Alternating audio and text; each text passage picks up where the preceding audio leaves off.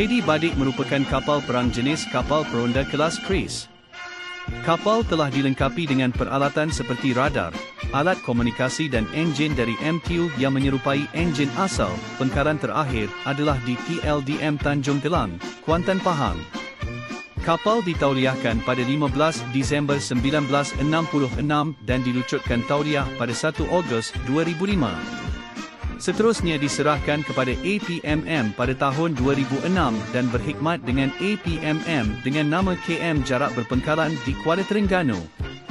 Pada Ogos 2014, KM Jarak, X Badik, dihadiahkan kepada Jabatan Taman Laut untuk dijadikan tukun tiruan.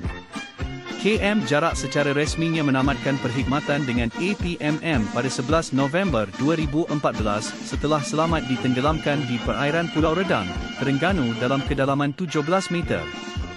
Jika bahan ini bermanfaat kepada anda, subscribe, likes dan share.